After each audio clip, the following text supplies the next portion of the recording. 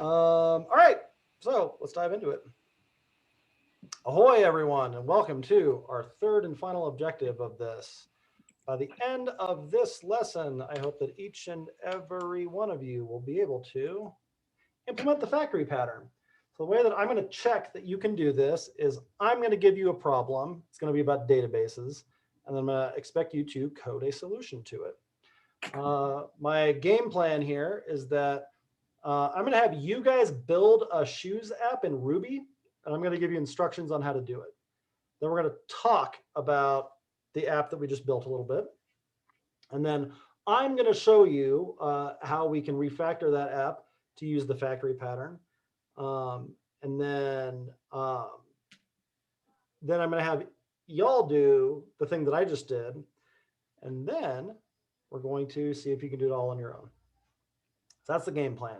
So this first one, I'm going to tell you how to build an app in Ruby, and then I want you to build it. So let's talk about some steps.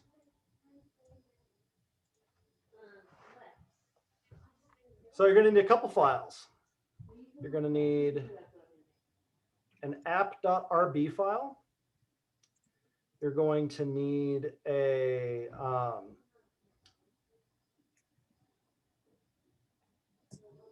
running shoe.rb file that has a class. It's called running shoe in it. It doesn't need any implementation, just an empty class definition is fine. I want you to have a high heel.rb class, same thing. No definition needed, just an empty class definition. And we're going to do hiking boot.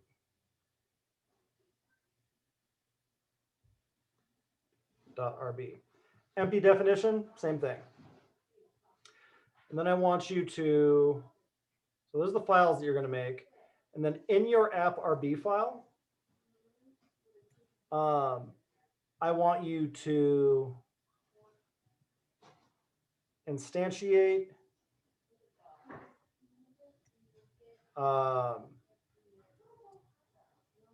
examples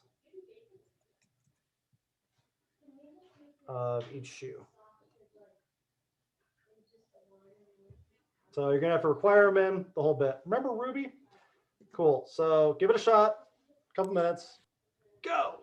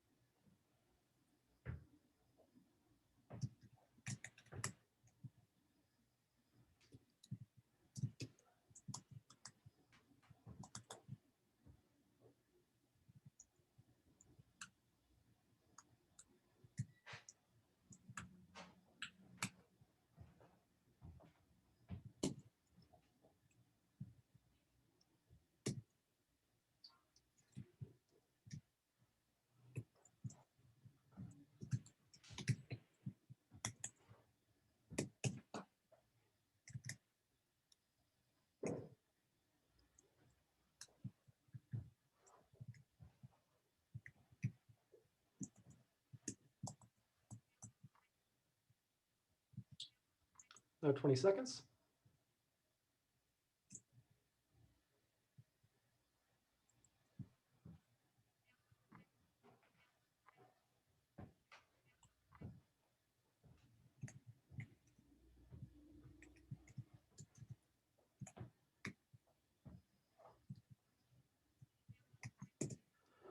Okay, teacher brain. So I want to figure out if I gave you a reasonable amount of time. So I'm going to ask for a fist to 5. Fist is I have no idea what we're supposed to be doing right now. 5 is I did everything you asked me to do. Throw them up. All right. JR struggling. Tiffany's struggling. Jack's struggling. Jack H is part of the way there. So talk to me. Do you just need more time? Jack S says yes. Tiffany Jr. I'm drawing a blank on Ruby right now. Cool. So as a reminder, class definitions look like this. That's it. That's all you have to have in there. But I just need to require them. Never mind. And then you just need to require them. And then when you're instantiating them, it's something like runningshoe.new would make a new instance. All right, couple minutes. Keep going.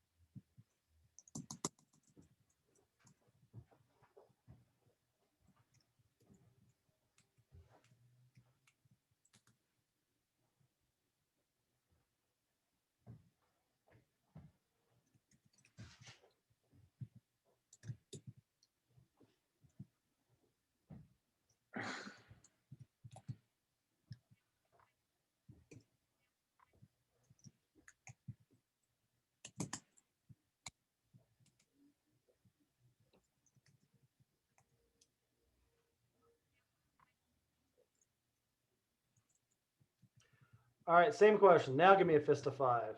No idea what I'm supposed to be doing. I got it working. Okay, everybody's numbers went up a little bit.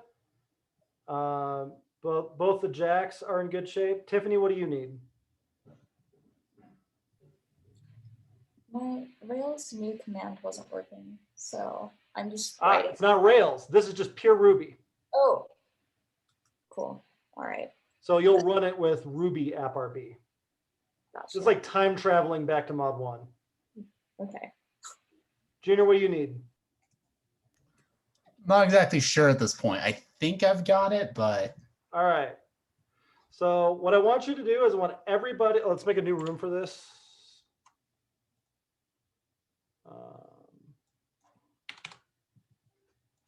This one's going to be called Factory. And once more, the URL.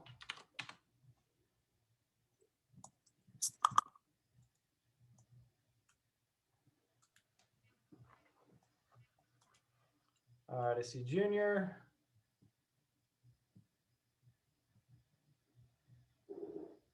I see Tiffany.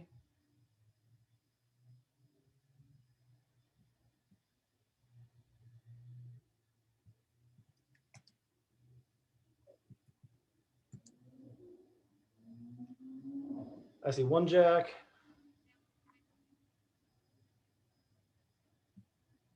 I see no jacks.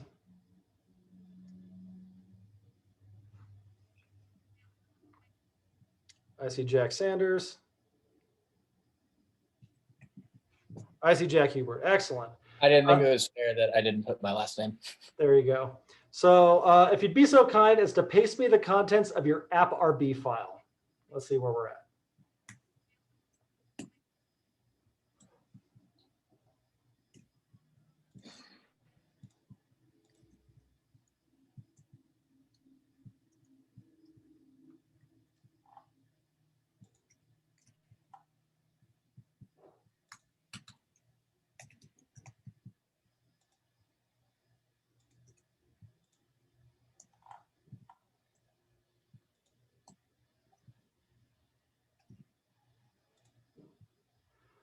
All right, so what I'm taking from this is we got to like brush up on syntax a little bit.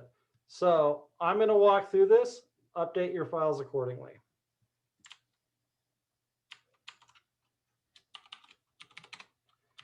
So I'm going to call this factory pattern instructor practice. All right, so empty folder, nothing up this sleeve, nothing up this sleeve. I'm going to make an app RB file, make a high heel.rb file. I'm going to make a hiking boot.rb file. I'm going to make a, let's see, what was the other one? Running shoe RB file. So now I have 4 empty files in this directory. Open up my text editor. The high heel one, class, high heel, end. That's it. That's all it needs to be. Doesn't need to do anything else. I'm going to go to hiking shoe. Hiking shoe. Done. I'm going to go to running shoe. Done. Then over in app RB, I'm going to require each of those in.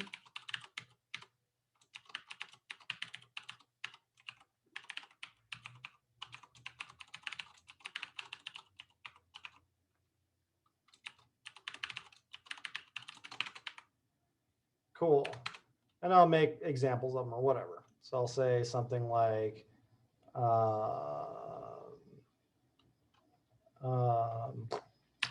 Gucci equals high heel.new. I'll say, what am I wearing? Celero. Running shoe.new. And I'll say, mountain is hiking boot.new. That's it. We can even like print those out. So it puts Gucci, Celero, mountain. Now if we run that file, oops, hiking boot. Oh, that's right.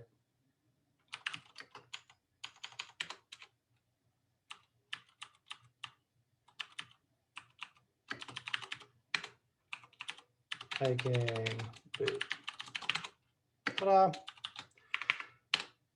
All right, cool. And then I see the memory references for each of those. That's all this has to be right now. Ask me some questions about this.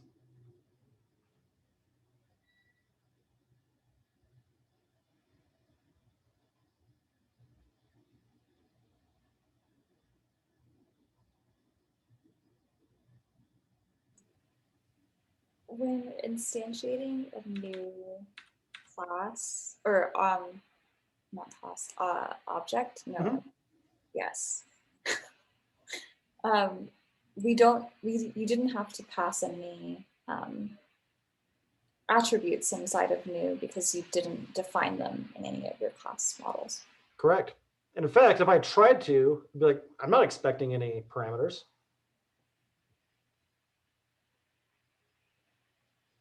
Yep, if I just want to make a new instance of something, it doesn't take any values, I don't need to pass anything in.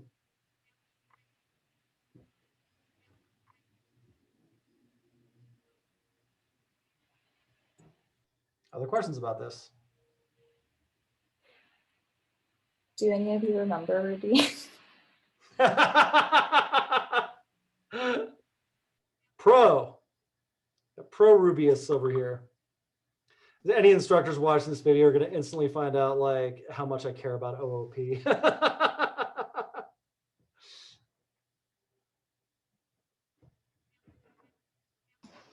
Wow, this is taking it back. Yeah. Yeah, this is like day 2 stuff. Other questions about this?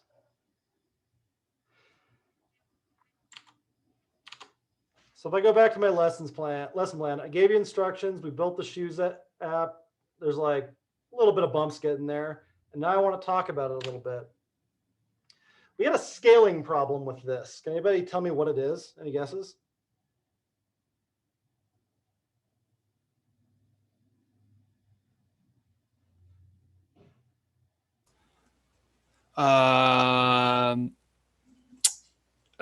That app. I mean, if you wanted to scale this and have a bunch of shoes, like this, probably not just like making instances in your app RB is the smoothest way to do it. Yeah. Also, like maybe importing all of these classes. Why does the app need to know about every single type of shoe that I have? That's kind of gross.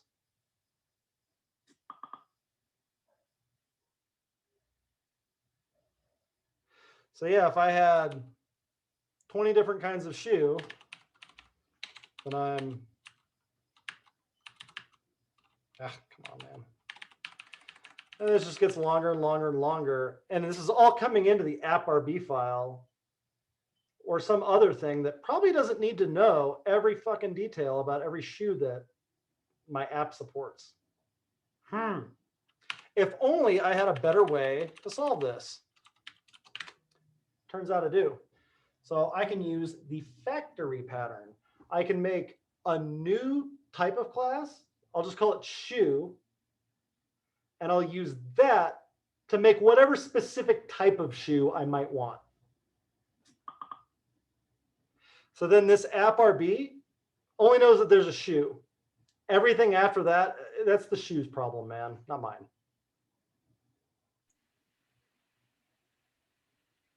Is this where the idea of like having the base shoe class and then having other things inherit from that? Not quite. So that's inheritance. Is this abstraction? This is more like abstraction. Okay. Different kind of solution to that problem. Now, these might also inherit from shoe. Probably not. It's really like shoe is just going to be this factory thing, but they probably all have a shoe interface that they all use because it's important that they're all effectively the same type of thing. And we can enforce that with inheritance, with interfaces, with lots of other kinds of things. The important thing is the thing that's bringing in the shoe doesn't need to know any of the like gross details of any of that. So do not follow along with this. Just watch. What I'm going to do is I'm going to make a new class. I'm going to call it Shoe Factory.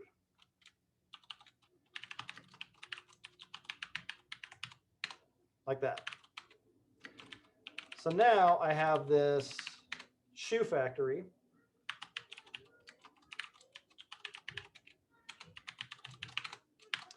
And I'm going to give Shoe Factory a static method, class method, that makes shoes. So I do that with def self. I'll call it make. And what this is going to do is look like this is going to take in like a type of shoe. And then I'm going to do a switch statement. And in that switch statement, I'm going to return instances of specific types of shoes. So I'll say something. I always have to look this up. Shows you how much I write Ruby also. Switch statement, Ruby. They have different words for it. Is this like a reducer, but for making a new class? Not quite. Okay. Case and when, that's what they do.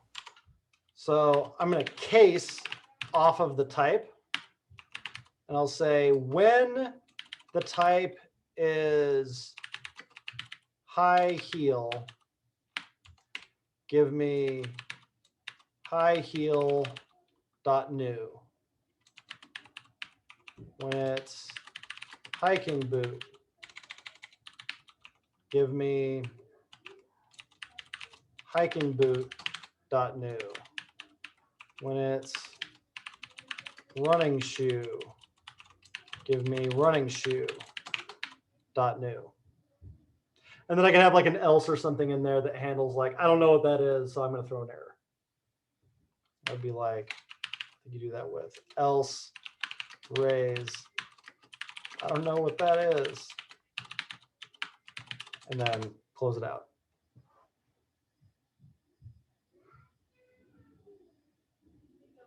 So now I can bring all those requires into the shoe factory. Like that. Now this thing is responsible for all the gross details of how this works. Not the thing that just wants to make shoes. So then these, instead of talking about all the concrete classes, become shoefactory.make high heel. This one is shoefactory.make running shoe. This one is shoefactory.make hiking boot. Does it still work? Oops, some of them. Oh, I need to bring it in. Require shoe factory.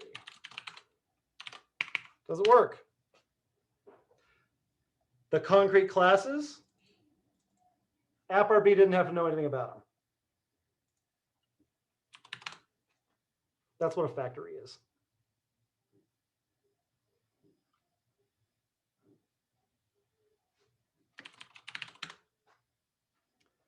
Ask me some questions about it.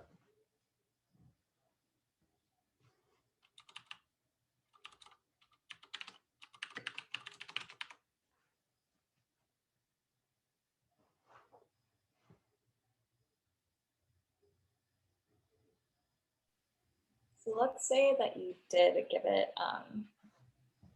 each shoe a name, a size, and everything. Would you have to pass or define those inside?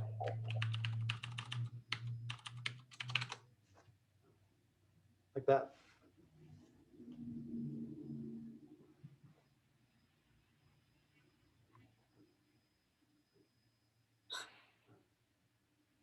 So then for each attribute, you just have to pass in the other ones as well. Okay. You got it. Now, presumably, these all like are the same kind of sort of type of thing.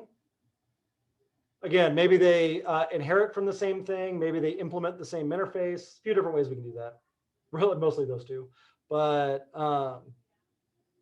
that means that whatever's using this can treat these like the same type. It doesn't actually need to know that they were different concrete classes.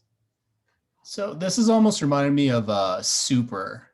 I don't really remember it that much, but I know if you put super within the class, it almost like it's almost like making a class of bird. You know, every bird has a wing, has wings or a beak or something, but with super, like you can pass down those specific attributes to other classes. Super calls the constructor of whatever class you're inheriting from. So if running shoe inherited from shoe, then in its constructor, I can do something like, oh, this takes in a size. if all of the logic to like set the size or whatever is in the shoe class, not the running shoe class, is super size. Because then presumably shoe has a constructor that takes in a size and does like at size is size. That's how you do that.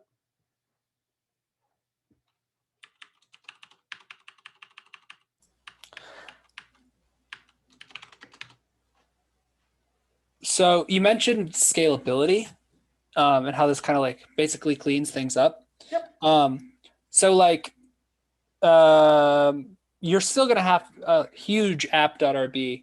Like if you wanted a bunch of shoes like filled up with that, would it also be best practice to abstract out like the creating of a class into like another RB and then require that in to like, I don't know, like an environment, if that makes sense?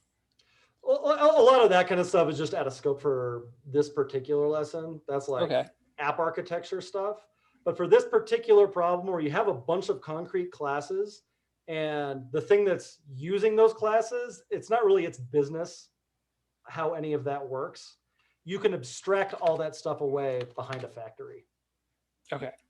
It's like, for example, maybe running shoe and hiking boot, they're technically the same concrete class. So you could have cases for both of those that would be like shoe.new or whatever, and they might have the same concrete implementation. That's not the app.rb's business. It doesn't care. And really, we want to be able to change that kind of stuff without even telling app.rb that we did that. This gives us that kind of flexibility.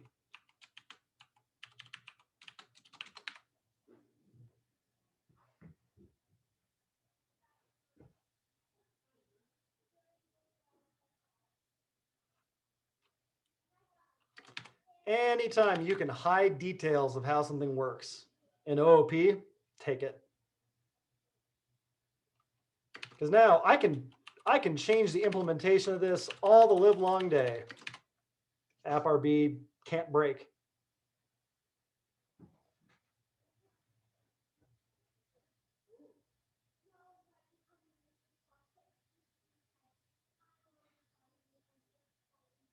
Questions about this?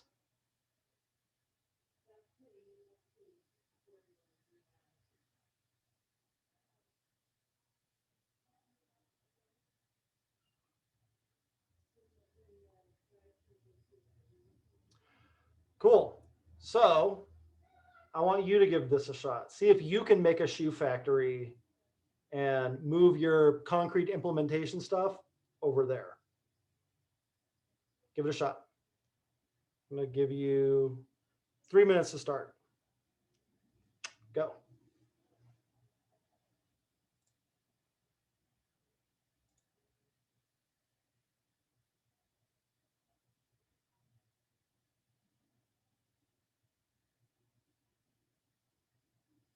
Oh, and a clarification, I just called it make. It didn't have to be called that, but the factory makes shoes. Sort of makes sense.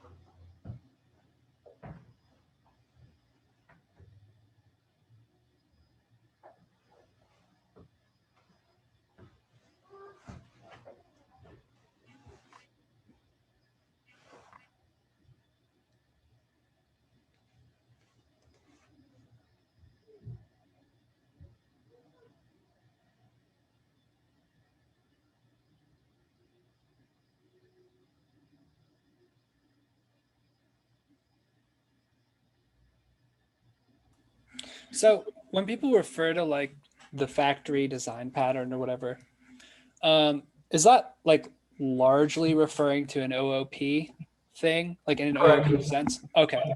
There is no factory pattern outside of OOP. Okay. In fact, like when people talk about design patterns, they're exclusively talking about OOP design patterns. Cool. Okay. That was not very clear to me when I was picking these up. They, by and large, all come from this one book called Elements of Reusable Object-Oriented Software. It came out in the early 90s. Sometimes it's referred to as the Gang of Four book.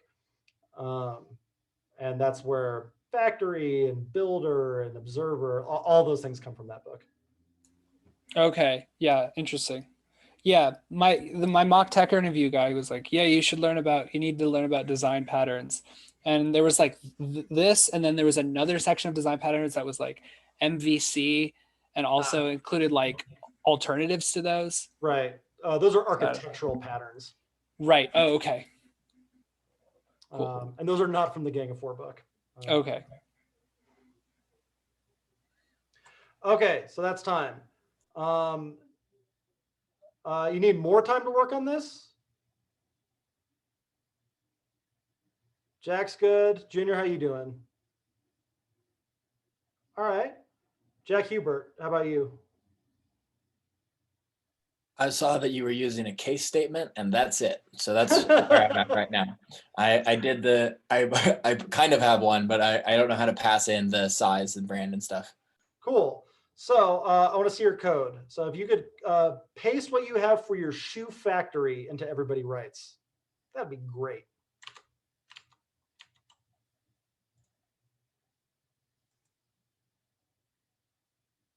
Just give me 1 second. It's called factory, right? Let's go whatever you called it. I called mine shoe factory. The room is called factory. factory. The room is called factory. You were correct. Okay, hang on 1 second.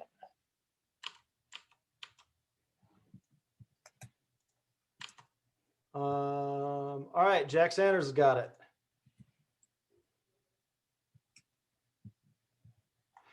All right, so Junior, this make, we don't need that. That's when we're consuming the factory. That's where that goes.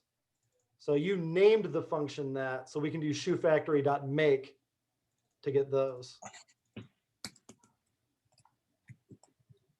And then your else on this, the Ruby convention for that would be raise. It's the same thing as throw. But you're saying this is an error. So if you do that, you should handle it.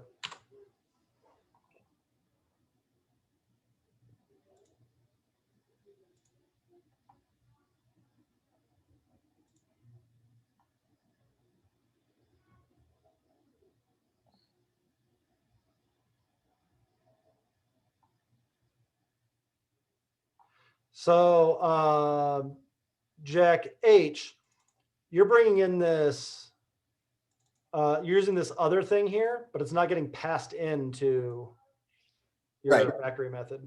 That's where I'm at. Okay, gotcha. Yeah.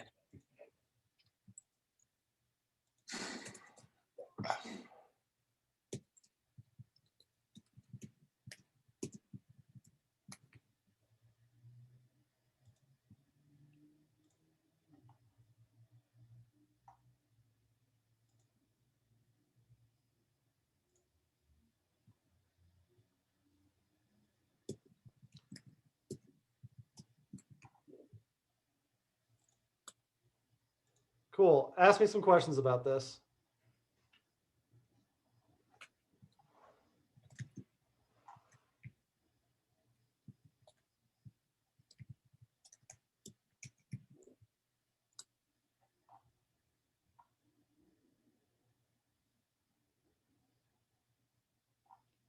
All right. Very nice, Junior. That looks great.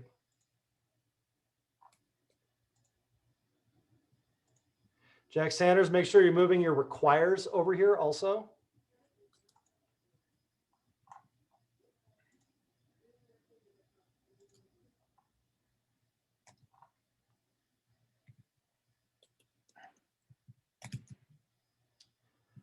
All right.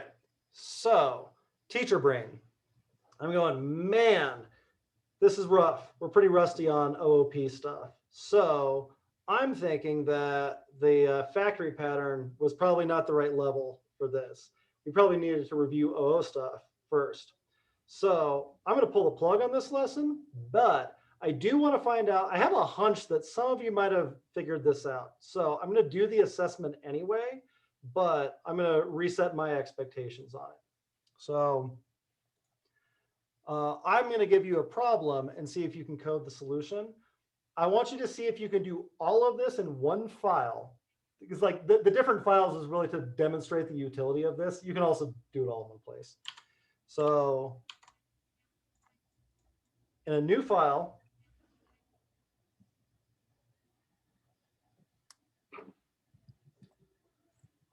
you are making, you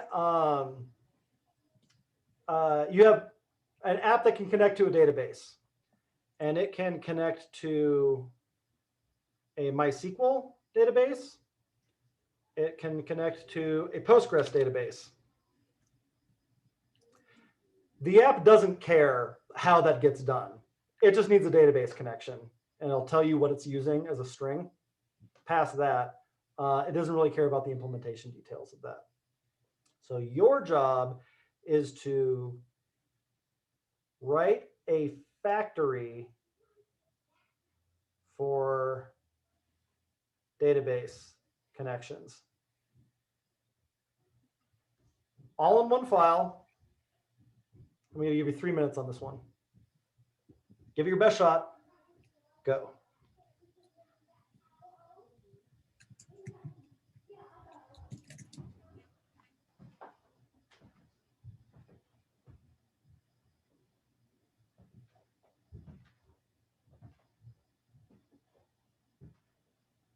Could you be more specific about what you mean by database connections? Yep. So I want something I can run queries against.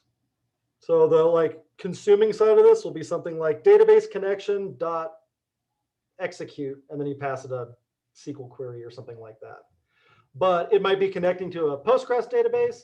It might be connecting to a MySQL database. It doesn't know, it doesn't care.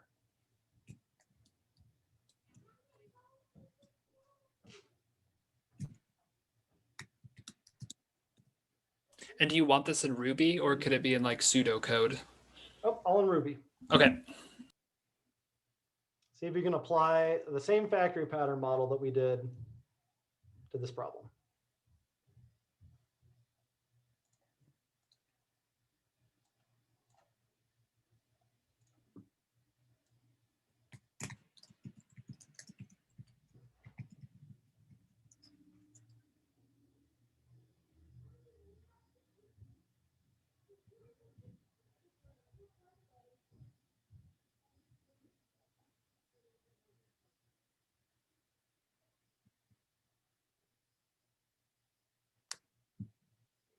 Another minute and a half.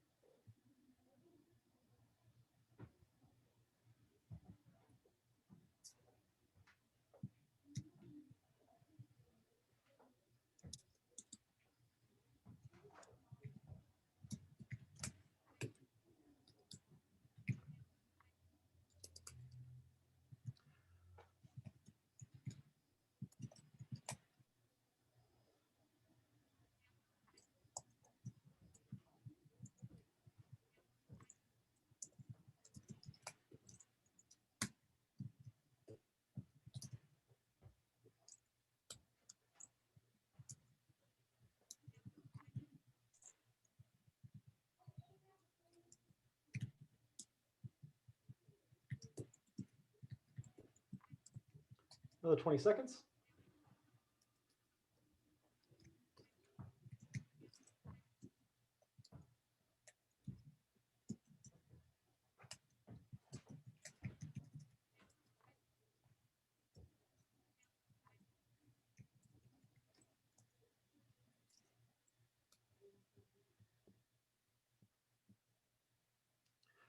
All right, whether or not you finished it, can you paste what you have in the everybody writes room?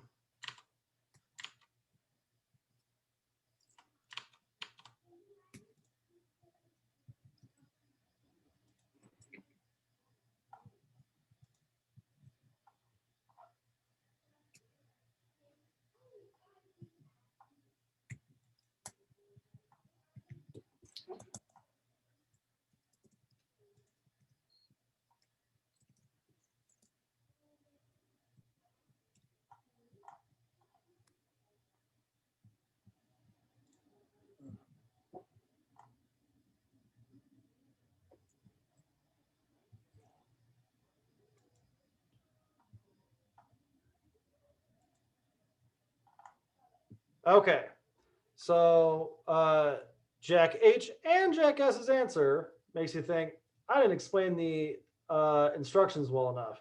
This wasn't quite what I was looking for. And also confirms my suspicion that like we needed to do some OO review stuff before we did this lesson. So I'll show you what the answer was.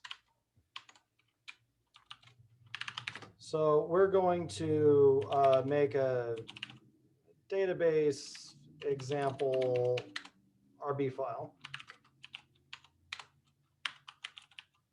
And we'll make a MySQL connection class. And we'll make a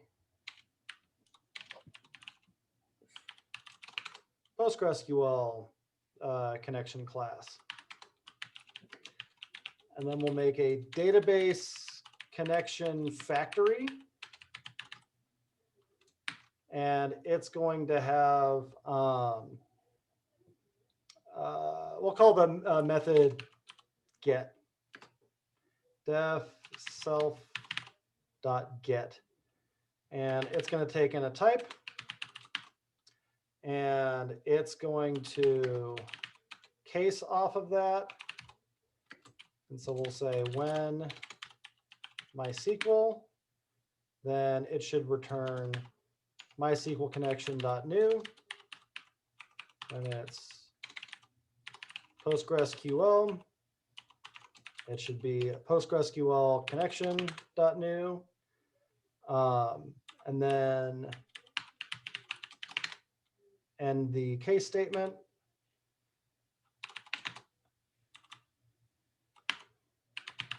And then the class definition. And so then the way this would get used is I want a DB connection. So I do database connection factory dot get MySQL. And now I can do stuff like DB connection dot query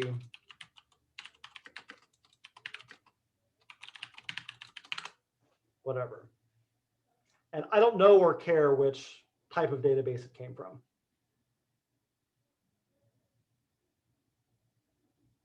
Questions before we wrap?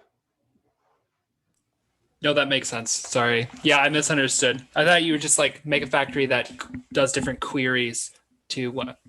Cool. Fair enough.